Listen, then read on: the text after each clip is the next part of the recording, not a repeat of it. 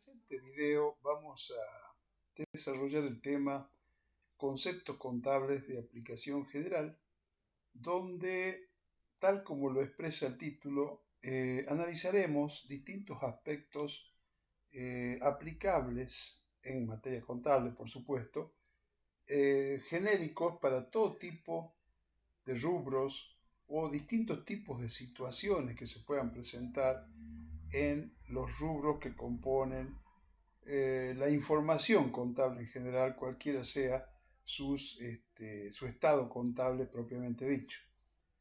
La idea es que con estos conceptos generales generemos una base conceptual sobre la cual luego iremos desarrollando los distintos temas de la materia, digamos, siempre sobre, insisto, la base de estos conceptos amplios, genéricos, aplicables a todo tipo de situaciones donde se pueda presentar alguna cuestión que tenga que ver con lo que aquí vamos a desarrollar. Para ello, en primer lugar, vamos a tener en cuenta el contenido del programa de la materia, en donde desarrollamos en esta unidad las políticas contables, los cambios en las estimaciones contables, selección y aplicación de políticas contables, corrección de errores u omisiones de periodos anteriores, reclasificación de activos o pasivos, consideración de los hechos posteriores a la preparación de los estados contables y las consideraciones de hechos contingentes. Todos estos conceptos aquí enunciados, así a título de presentación, constituyen lo que llamamos las cuestiones básicas de aplicación general que pueden luego ser aplicables, valga la redundancia, en las distintas situaciones que se presenten en los rubros que analizaremos en los próximos capítulos. Bueno, consideremos entonces, ya lo habíamos comentado en las clases presenciales, que existen entidades que pueden ser clasificadas como pequeñas, medianas y restantes. Restantes serían las que no sean calificadas como pequeñas o medianas. Alguien podría decir también, en función de la dimensión de la empresa o entidad, hablar de empresas o entidades grandes. Pero tiene un sentido esta clasificación de pequeños, medianas y restantes. Tiene que ver con la base administrativa con que pueden contar estas entidades para, en función de ello, poder desarrollar la registración contable sobre normas contables más o menos complejas. Si existe un solo juego de normas contables, ese juego debería ser aplicada a todo tipo de entidades. Bueno, eso ocurrió en algún momento en nuestro país, pero en algún momento se pensó en la necesidad de considerar el grado de complejidad de la norma o de las normas y la posibilidad de su aplicación en función de ese soporte, de esa dimensión administrativa que pudiera tener cada entidad. Por ello es que se prefirió una, digamos, preparación de normas que puedan ser aplicables a las pequeñas, con menor grado de complejidad en la norma, a las medianas, con un poquito más de complejidad, y a las restantes, que como dije recién, podrían ser definidas como grandes, con mayor complejidad de normas en función de que tienen una estructura administrativa de base que les permita aplicar esas normas más complejas. Pues bien, para poder desarrollar ese tipo de normas según la clasificación de una entidad en pequeña y mediana y restante, habremos visto en alguna clase que con anterioridad teníamos la resolución técnica 17, que que era la norma general en su momento de aplicación para todo tipo de entidades, pero que luego, cuando apareció la resolución técnica 41, se vislumbró ese esquema de entidades pequeñas y medianas con normas propias más simplificadas según que sean pequeñas o medianas respecto de las restantes. Ahora bien, ¿cómo identificar una entidad como pequeña, como mediana o como restante? La propia norma contable, en este caso, nuestra resolución técnica 54, norma unificada argentina, siguiendo lo que ya se venía haciendo en las normas anteriores, la RT 41 dijimos, clasifica a las entidades pequeñas, digamos, y medianas, perdón, fijándole pautas cualitativas y cuantitativas. Veamos. Para ser una entidad pequeña o mediana, no debe ser una entidad alcanzada por la ley de entidades financieras, ni realizar operaciones de capitalización o ahorro. Es decir, podríamos genéricamente decir que no sean entidades financieras bancarias, ¿sí? Bancos, compañías financieras. Si tienen esa característica de entidad financiera o banco, no pueden ser calificadas ni como pequeñas ni medianas. Sí o sí entrarían en la calificación de restantes o grandes, como dijimos en el comienzo. Y en ese caso, estas entidades grandes no van a aplicar, no tienen la posibilidad de aplicar estas normas más simplificadas que están previstas para pequeñas y medianas. Es más, si analizamos el contexto en donde se desenvuelven estas entidades financieras, tienen un organismo regulador de esa actividad, que es el Banco Central de la República Argentina, que dicta normas propias para la aplicación, para ser aplicadas, mejor dicho, por los bancos. Genéricamente, digamos, bancos, ¿no? Y estas entidades deben cumplir con esas normas. También recordemos que en alguna clase anterior, en alguna diapositiva marcábamos que las entidades financieras aplicarían NIF, normas internacionales de información financiera, en la medida que el Banco Central, a través de sus propias normas, así lo admita. Razón por la cual entonces estas entidades, llamémosle genéricamente entidades financieras o bancos, no podrán aplicar las normas que estén dirigidas a entidades pequeñas o medianas. Lo mismo pasa con las entidades aseguradoras, las compañías de seguro, que están bajo el control de la Superintendencia de Seguros de la Nación, que también lo habíamos comentado anteriormente, tienen en la medida que las normas de la Superintendencia así lo permitan, tienen la obligación de aplicar normas internacionales de información financiera. Tampoco pueden aplicar las normas previstas para las entidades pequeñas o medianas, las sociedades anónimas con participación estatal mayoritaria o de economía mixta.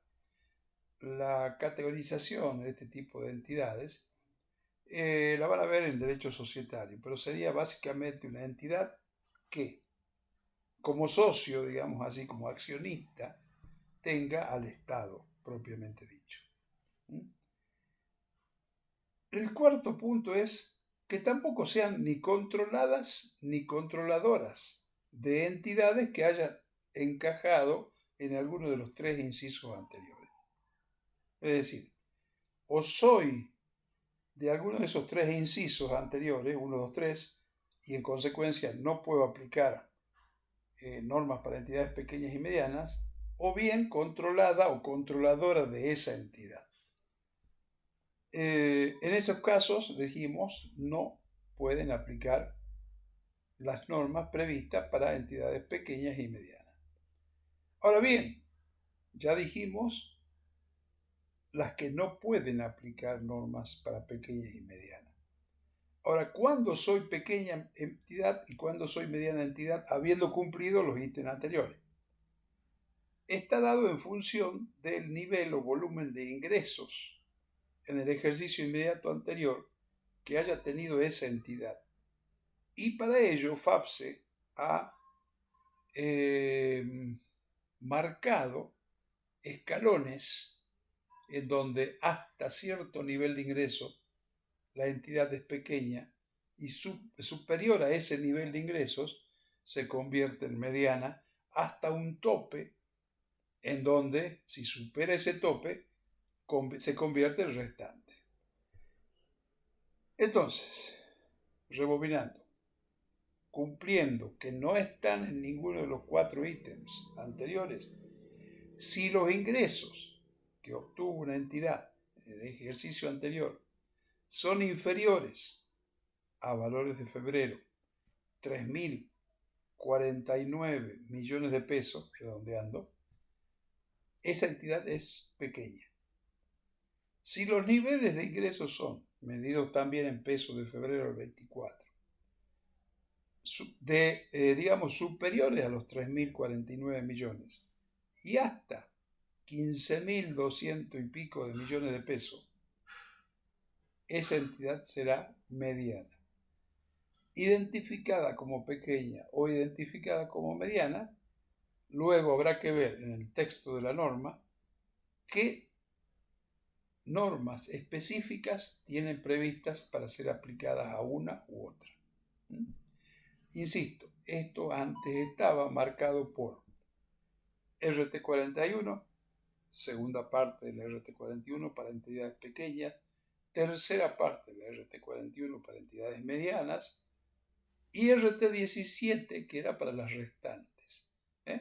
Recordemos aquel cuadrito que en una de las clases presenciales marcábamos cómo era antes y cómo es ahora. Hoy, las pequeñas, las medianas y las restantes pueden aplicar RT 54, norma unificada argentina, en la medida que no tengan que aplicar normas internacionales.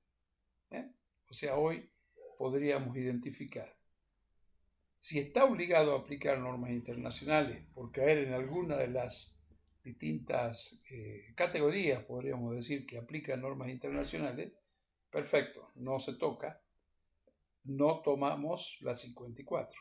Si no aplico normas internacionales, me voy a la 54 y busco dónde me ubico, digamos así, en las distintas opciones que puedan haber, como pequeña, como mediana o como restante, en función del nivel de ingreso. Ese nivel de ingreso, 3.049 millones, por ejemplo, se va actualizando mes a mes, en función del proceso inflacionario que hubiere. Por eso hoy estamos en 3.049 millones, valores de febrero. En 15, 20 días más, cuando se conozca el índice de inflación de marzo, estaremos en un nuevo monto de ingresos que fija el escalón hasta ese monto para ser pequeña entidad y así para medianos también. Bien, hecho esta aclaración previa, comencemos a desarrollar los temas puntuales de estas cuestiones generales. En primer lugar, políticas contables. ¿Qué es una política contable? ¿Cuáles son las políticas contables aplicables? Bueno, el concepto de políticas contables está dado por un cuadro, digamos glosario le llamamos, que está al final de la norma unificada argentina, en donde distintos conceptos son desarrollados para que se entienda a qué se refiere cada uno de ellos. Cuando hablamos de políticas contables, el concepto es el siguiente: principios específicos, bases, reglas y procedimientos adoptados por una entidad para la elaboración y presentación de sus estados contables. serían, como podríamos decir, como dice ahí, principios, bases, reglas, procedimientos, cómo elaborar y presentar los estados contables. Allí es donde van a aparecer posibles alternativas para pequeñas, para medianas, a diferencia de las restantes. Ahora bien, definido qué es políticas contables, ¿cuál es la política o cuáles son las políticas contables que cada entidad deberá aplicar? ¿O cuáles son los criterios de selección de una política contable para aplicarlo? Y acá hay 3 reglas que nos van a permitir identificar eso. Fíjense la primera regla. Si las normas contables profesionales requieren un determinado tratamiento contable para una transacción, evento o condición, si está específicamente indicado cuál es el tratamiento contable, no hay duda, es esa la política contable que debe aplicarse. Ahora bien, una vez que identifiqué y seleccioné la política contable a aplicar, debo aplicarla en forma uniforme para transacciones, eventos y condiciones que sean similares, salvo que otra norma contable pida algo diferente para esa transacción, para ese evento o condición. Es decir, una vez que identifique cuál es la política contable que debo aplicar a un determinado caso, se aplica en forma uniforme, salvo que encontremos alguna norma que, por excepción, requiera un tratamiento diferente a ese que habíamos marcado como política contable ya seleccionada. Y acá, fíjense, el punto 3 nos refiere a lo que es pequeñas, medianas y restantes. Una entidad pequeña puede aplicar políticas contables previstas para entidades medianas y restantes. Y una entidad mediana puede aplicar políticas contables previstas para las restantes. Es decir, tenemos 3 niveles: pequeñas, medianas, restantes. Para vos, entidad pequeña, tenemos este tipo de normas que puedes aplicar. Pero si deseas aplicar una norma de mayor nivel de complejidad, lo puede hacer perfectamente. La entidad pequeña podría aplicar una norma prevista para la mediana o para las restantes. Una entidad mediana podría aplicar políticas contables que no están previstas para ella, pero que sí están previstas para las restantes. O sea, puedo elevar el nivel de complejidad de la norma que voy a aplicar, pero nunca para atrás o para abajo. ¿Qué quiere decir? Nunca una entidad mediana podrá aplicar una norma prevista para pequeña. ¿Se entiende eso? Espero que sí. En estos casos, fíjense, del punto 3, la entidad deberá aplicar las opciones seleccionadas para todos los rubros y partidas similares, el criterio que ya venimos diciendo, y revelarlas en notas a los estados contables. Explicar en las notas a los estados contables cuál es la política contable seleccionada y justificar el por qué lo aplica. Máxime aún si es que una entidad pequeña elige una norma que no le es aplicable directamente a ella, sino a una mediana, por ejemplo. Bien. Un concepto que no es nuevo, que ya está implícito en las normas contables y más que implícito, es una característica propia de las normas contables. Significación. Por ahí, cuando lean un libro, por ejemplo, Fowler pone hincapié en la significatividad, diciendo que algo es significativo en materia de criterio o norma contable si su aplicación o no aplicación hace cambiar la decisión que podría tomar el usuario. Bueno, acá lo dice de una forma, de la siguiente manera, la NUA. Una entidad podrá no aplicar una norma contable solo si la desviación, la no aplicación de esa norma, no distorsiona significativamente la información que está en los estados contables en su conjunto y que llega al usuario. Entonces, si una norma contable decido no aplicarla y su no aplicación no distorsiona en forma significativa la información que va a tomar el usuario para tomar decisiones, entonces puedo no aplicar esa norma. Obviamente, vuelvo al concepto inicial, que ya lo manifestamos en las clases presenciales. Todo lo que se haga hay que explicarlo en las notas. Acá también hay que revelar en las notas este tipo de situación. La no aplicación de la norma por no tener un impacto, un efecto significativo en la información que llega al usuario. Y fíjense, así como hay, las entidades deben presentar sus estados contables con una periodicidad anual, ¿no es cierto? El ejercicio económico consta de 12 meses. Pero no obstante, bajo determinadas circunstancias, existen entidades que además de esa información anual, deben presentar información trimestral por periodos intermedios, dice acá. Esas son las entidades que cotizan, por ejemplo, sus acciones en los mercados de valores. Para analizar el efecto significativo o no de la aplicación o no de una norma, ¿cómo debo analizarlo? Fíjense, A. Su incidencia en el estado contable del periodo afectado. O sea, en el trimestre en donde impacte la no aplicación de la norma, ahí debo ver si es significativo o no su efecto sobre la información que le llega al usuario. No en el ejercicio completo, en el periodo intermedio.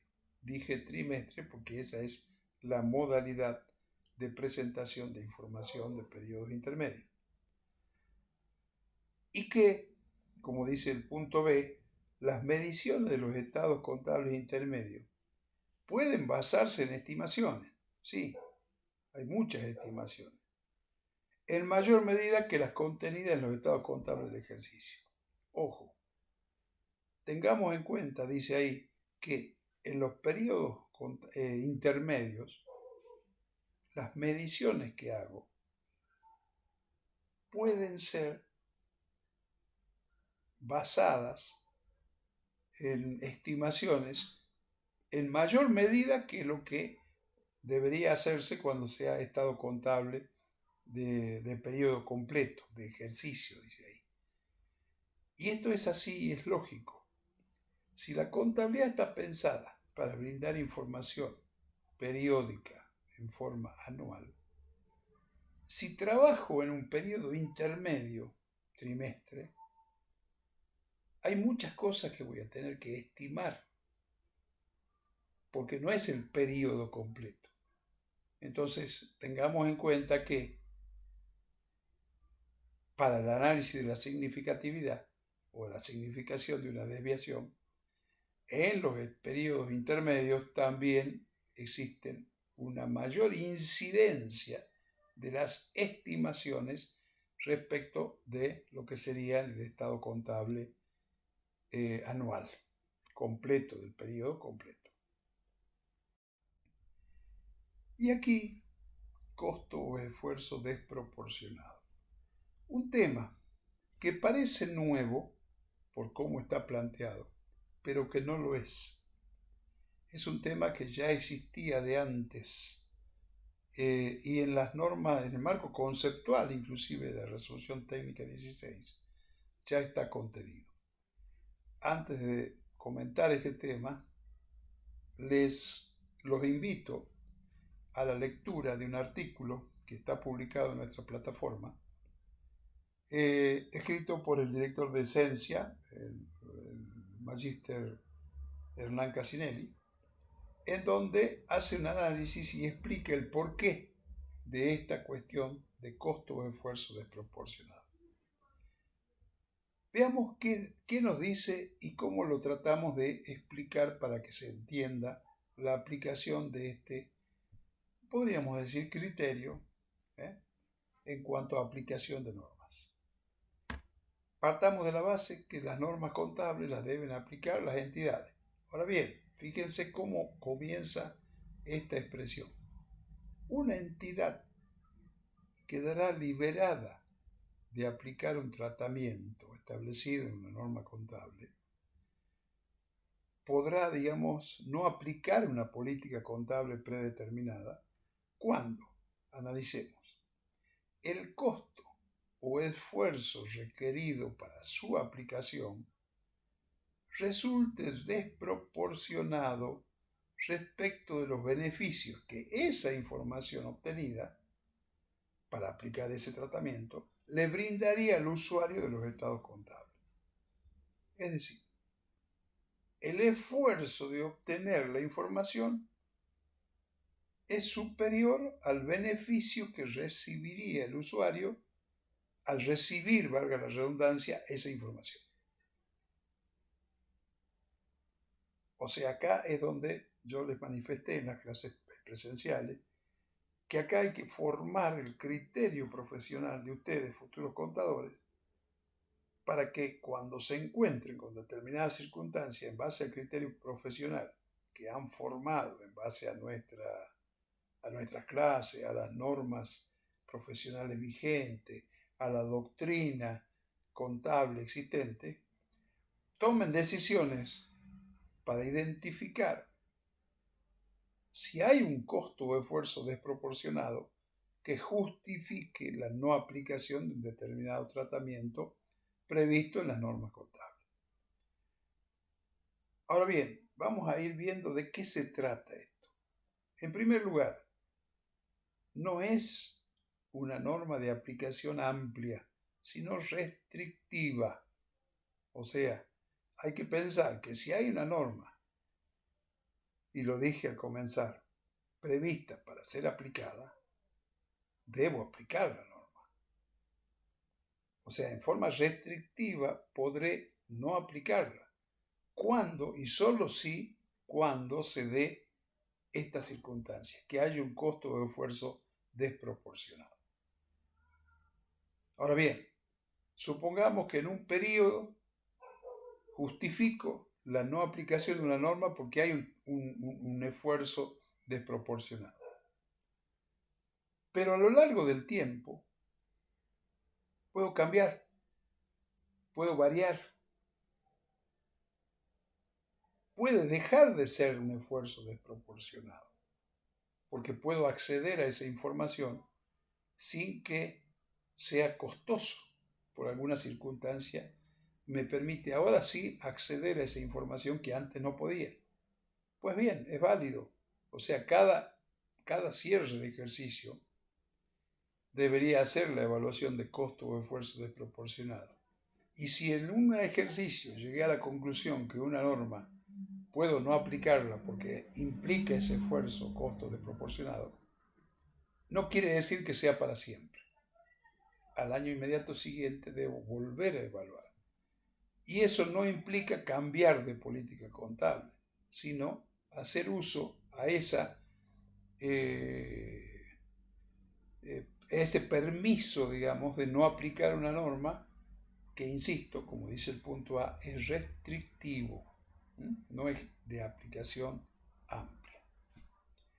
Y acá, en el punto C, me explica cómo, por ejemplo, algo puede ser un costo de esfuerzo desproporcionado. Fijémonos. Primero, C1 o CI. El incremento de costo o el esfuerzo adicional para obtener una información supera sustancialmente los beneficios que recibirían los usuarios de su estado contable por disponer de esa información. Ejemplo, pagar honorarios a tasadores para que me determinen el valor, por ejemplo, de un determinado activo. O poner a trabajar a los empleados, supongamos en horarios extraordinarios, hay que pagarle, para obtener una información que se pretende brindar a los usuarios y que resulta que desde el punto de vista del usuario no es importante tener esa información, no es necesario, no es imprescindible. Desde ese punto de vista estaríamos en un caso de costo o esfuerzo desproporcionado. Y el punto 2, o 2i, las decisiones económico-financieras de los usuarios no se ven afectadas por la información que no les brinda la entidad. Ese análisis forma parte de nuestro criterio profesional, que es el que pretendemos formar en ustedes. Es decir, identificar cuándo la aplicación de una norma implica un costo o esfuerzo desproporcionado significa esto: que obtener la información sea costoso respecto al beneficio que desde el punto de vista del usuario obtendría si es que se le brinda esa información. Y como el usuario toma decisiones respecto de la entidad, el no tener esa información no impacta en las decisiones que pueda tener, que tomar ese usuario. No ve afectada su decisión porque tenga o no determinada información. El punto D, y tiene que ver con lo que habíamos dicho en el punto B, no es para siempre una identificación de un costo de esfuerzo desproporcionado. Debe ser evaluado en cada fecha de los estados contables. Entendámoslo, cada cierre de ejercicio, cada año en que cierre el ejercicio en un momento determinado, se evaluará si una norma determinada es o no, mejor dicho, si una entidad puede liberarse de aplicar una norma determinada en función de este concepto de costo o esfuerzo desproporcionado.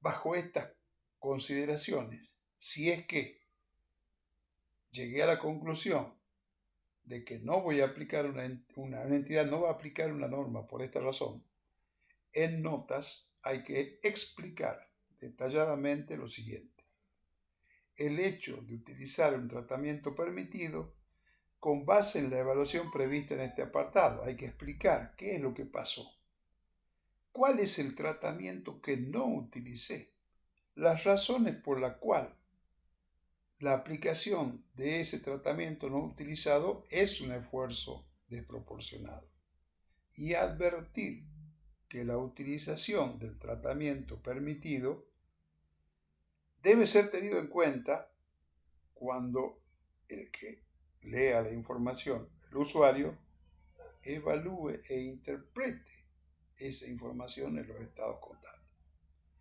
Como verán, un tema que en una diapositiva como esta requiere de mucho análisis o de mucho criterio para su aplicación.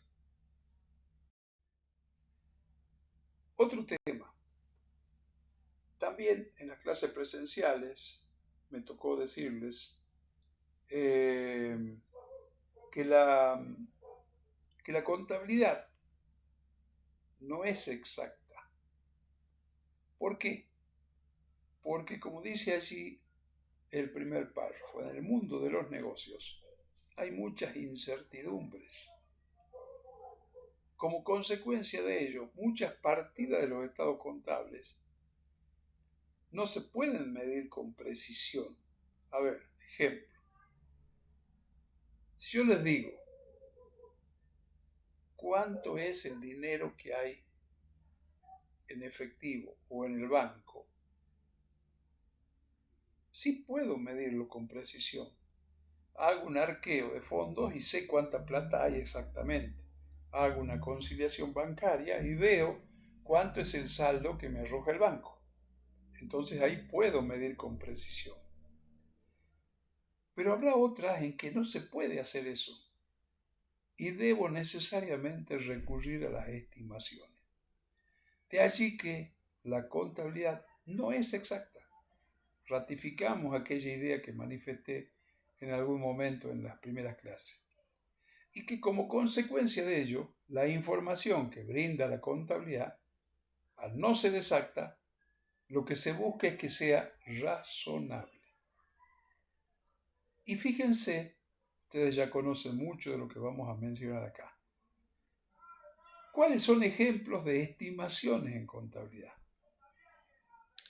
El primer ejemplo, muy conocido por ustedes, lo que llamamos deudores incobrables, quizás mal llamado, ¿no? Las cuentas por cobrar de dudosa recuperación. Las cuentas que estimo existe una dificultad mayor para cobrar. Estimo. La obsolescencia de los bienes de cambio. Tengo un bien de cambio, imaginemos un local de ropa, que vende ropa. La ropa pasa de moda, entonces baja su valor cuando termina la temporada. Bueno, hay que estimar esa pérdida de valor, esa obsolescencia.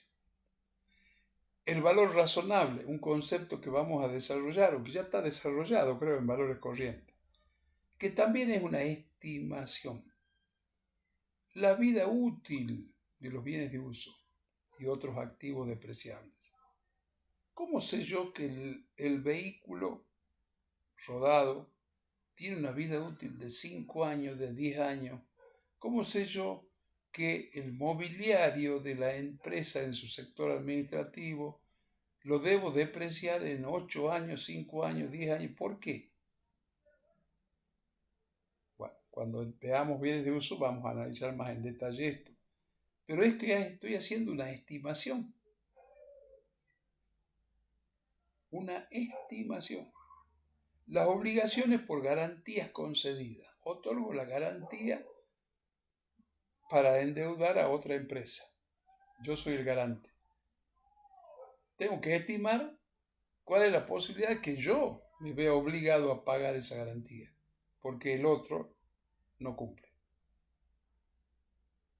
Como ven, estos son algunos ejemplos de lo que puede ocurrir en la contabilidad como estimaciones que llevan a que la contabilidad no es exacta y que el esfuerzo del profesional contador debe ser buscar información razonable. Ahora bien, ¿qué nos dice acá abajo? Los efectos de un cambio en la estimación contable. Si hay estimación, no hay certeza, no hay precisión. Entonces puede ser que en el futuro, hoy estimé una cosa y mañana o más adelante, esa estimación cambie. Esto que me dice, mira, si vos hiciste una estimación y esa estimación cambia, el efecto de ese cambio se aplica en forma prospectiva hacia adelante. ¿Cómo? Incluyéndolo al efecto del cambio de estimación en los resultados del periodo en que se produce el cambio y de ahí hacia adelante si tiene efecto en los periodos futuros. Y ajustando lo que afecta ese cambio de estimación. El activo, el pasivo o el patrimonio neto, determinada partida, en la medición contable de la misma. O sea, es una estimación. Al ser estimación, ya me está marcando que puede cambiar en el futuro. Bueno, a medida que se produzca ese cambio, ahí impacta. Nunca un reconocimiento retroactivo, sino prospectivo, hacia adelante. Pues bien, pasemos a otro tema. Correcciones de errores u omisiones de periodos anteriores. Al no ser exacto, tampoco es perfecta. En consecuencia, la contabilidad puede tener errores u omisiones que normalmente se pueden producir. Como dice ahí, y los detecto después. Por eso hablamos de corrección o errores u omisiones de periodos anteriores. Comete un error en un periodo, pasa, y en el año siguiente o en el periodo siguiente, por ejemplo, detecto el error o la omisión. Una entidad corregirá los errores u omisiones de periodos anteriores de forma retroactiva. Ahí está. ¿Qué me está diciendo acá? Mira, si en el presente ejercicio detectas un error o una omisión de periodos anteriores que no impacte en el presente ejercicio, sino corregir la información de periodo anterior. Y esto tiene que ver con algo que es exigencia de la norma contable. ¿Cuál? Los estados contables deben brindar información comparativa, por lo menos de dos periodos, en dos columnas. En una primera columna, el estado contable o los estados contables del presente periodo. Y en la segunda columna, el del periodo anterior, por lo menos. O sea que pueden ser 3 o más, por lo menos 2. Entonces, modifico la información comparativa del periodo en el que se produjo el error. Supongamos, estoy cerrando los estados contables del año 2023, digamos diciembre del 23, y detecto un error que ocurrió en el ejercicio 22.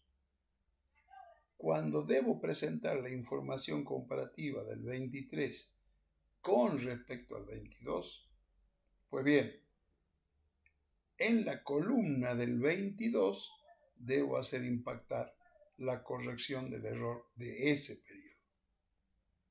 ¿Y qué pasa si el error ocurrió 5 años atrás y lo detecto ahora? B, si el error ocurrió con anterioridad al periodo más antiguo que se presenta en la información comparativa, por ejemplo, antes del 22, si es que presento solamente de 2 ejercicios, como no tengo el tercer ejercicio, estoy en el supuesto que estoy comparando 2 ejercicios, en el inicio, en los saldos iniciales del periodo anterior, debo hacer impactar la corrección del error, porque desde ahí para atrás ocurrió el error.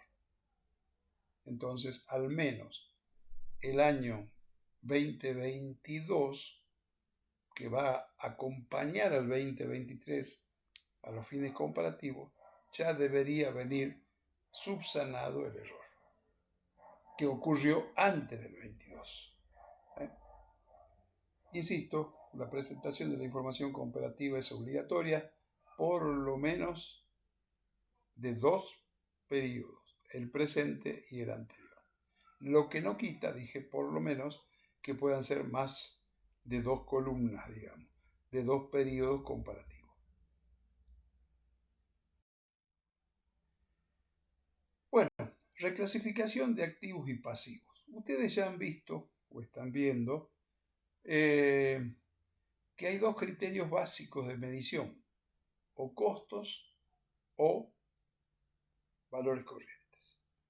Algunos rubros se miden al costo, otros a valores corrientes, o quizás otros me dan la alternativa de ir a costo o valor corriente.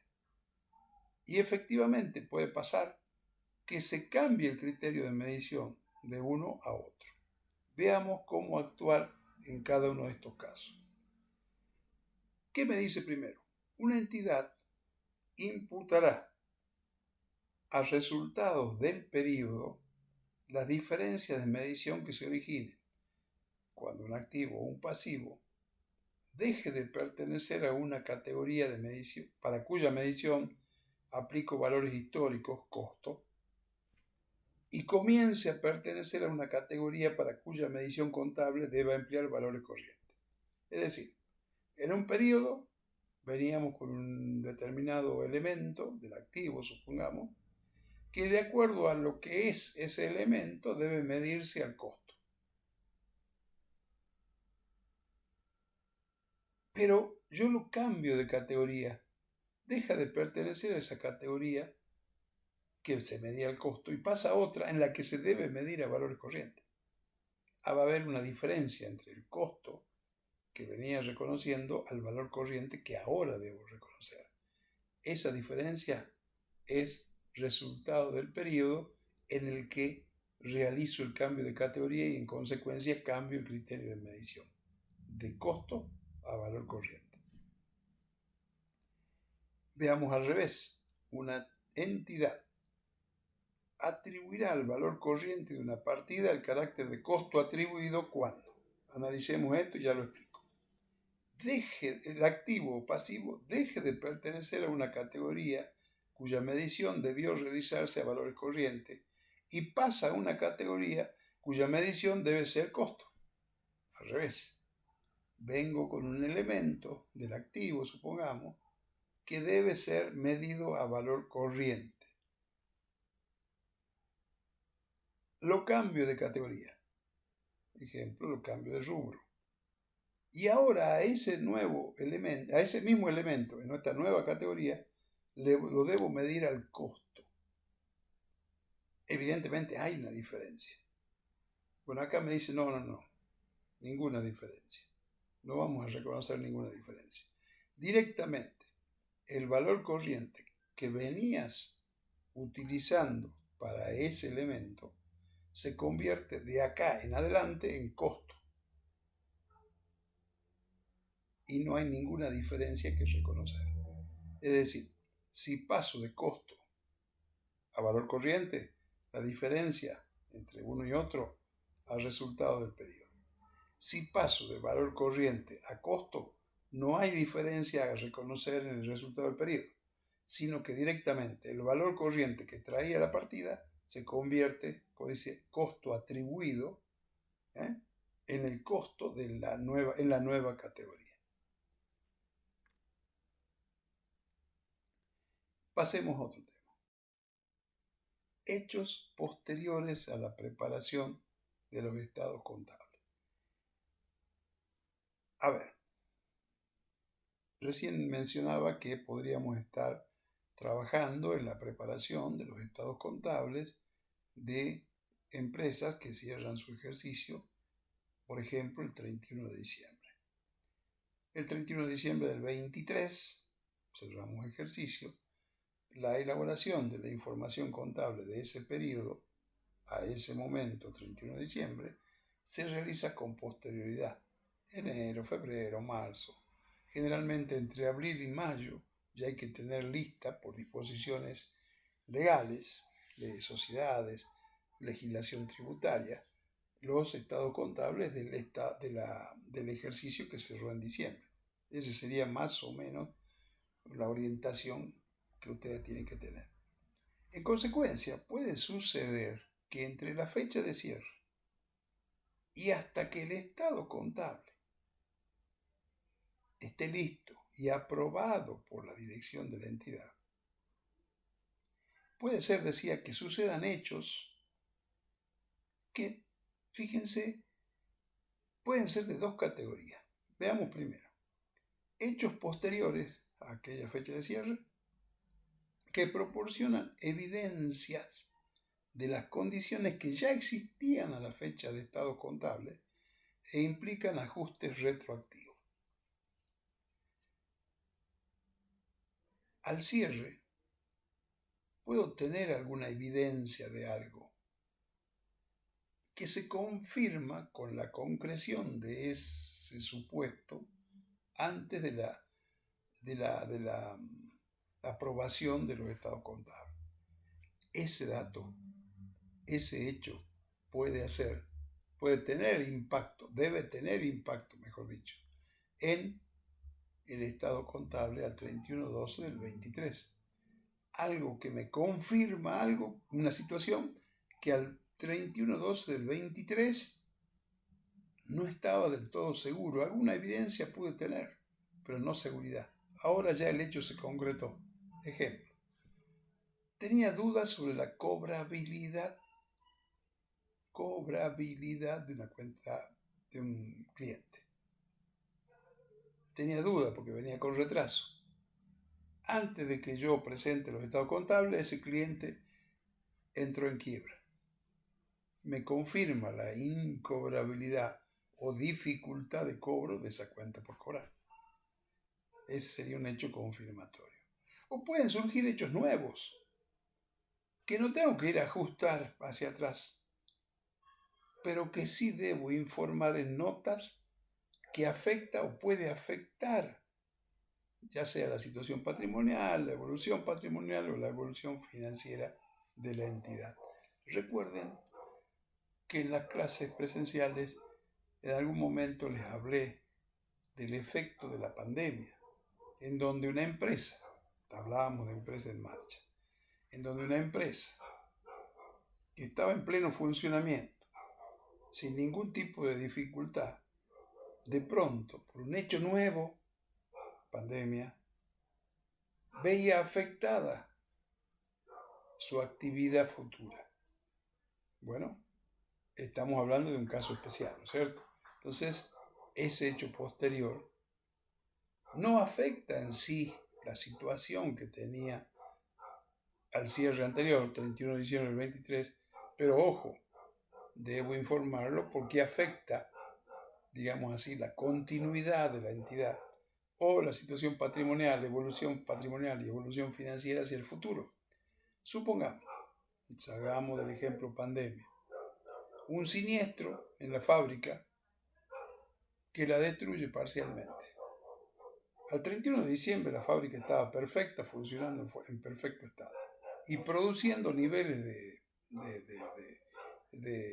bueno, valga la redundancia, de producción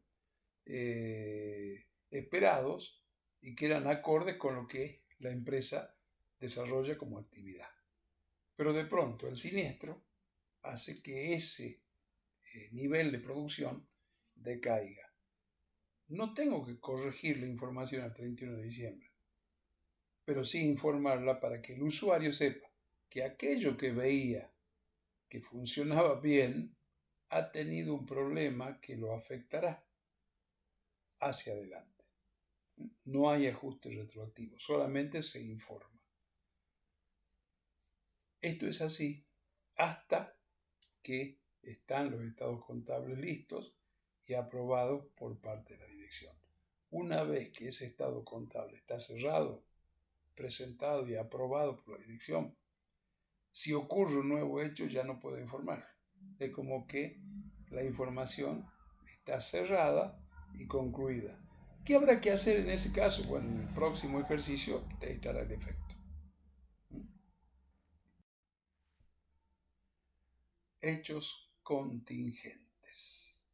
Finalmente, para terminar esta clase, digamos, este video, hay hechos contingentes. Volvemos a lo mismo, hay estimaciones, ¿no? Bueno, acá también hay hechos contingentes. ¿Qué son los hechos contingentes? Aquellos cuya concreción o falta de concreción o no concreción depende de un hecho futuro que la empresa, la entidad, no puede controlar. En esos casos, tengo que analizar qué tipo de hecho contingente es, qué efecto producirá y qué debo hacer en contabilidad. Las normas contables son muy claritos en cuanto a esto. Veamos qué nos dice. Si hay un hecho contingente, la entidad dice, hay un efecto patrimonial futuro, entonces, si yo me encuentro frente a un posible hecho patrimonial, un efecto patrimonial futuro, negativo, desfavorable, lo reconozco. cuando deriven de situaciones o circunstancias existentes a la fecha de sus estados contables. Eso estoy al 31 de diciembre y digo, ¿aquel cliente me pagará? Tengo dudas que me pague. Entonces constituyo la previsión, ¿se acuerdan? Lo previsiono. Porque evalué y dije es probable que se concrete su incobrabilidad. Y sepa yo cuánto será el valor de ese efecto. Pueda cuantificarlo. Porque si no lo puedo cuantificar, no lo puedo registrar en la contabilidad. No lo puedo medir. Porque no es cuantificable en moneda. Esos serían los desfavorables. O sea, los desfavorables, cumplidos estos tres requisitos, los reconozco sí o sí. ¿Y qué pasa si hay un hecho futuro contingente que podría generarme un efecto patrimonial favorable, positivo?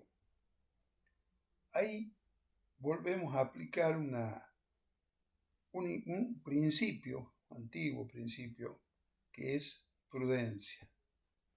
No reconozcamos beneficios, en este caso favorable estamos diciendo, por eso hablo de beneficios futuros, porque haya un hecho contingente que es probable que seamos restrictivos, prudentes. Solo reconozcamos los favorables cuando provengan del tratamiento, yo les nombré al pasar, del método de impuesto diferido. Vamos a verlo en el futuro esto con mayor detalle y vamos a ver cuáles serían los efectos favorables de la aplicación del método de impuesto diferido o del reembolso, de los derechos de reembolso, que también lo vamos a ver en el rubro créditos en moneda. Bueno, hasta acá llegamos. Este sería el contenido de lo que pretendíamos incluir en este concepto de aplicación general. Conceptos de aplicación general. Criterios generales de aplicación en contabilidad. Y bueno, les recuerdo, la bibliografía la tienen, la que está en los libros que nosotros enunciamos en nuestros contenidos programáticos. Y bueno, utilicen esa bibliografía, el material que le ponemos a consideración en la plataforma. Y como les dije, primero estudien mucho, prepárense. Segundo, Francia. Nos vemos en la próxima.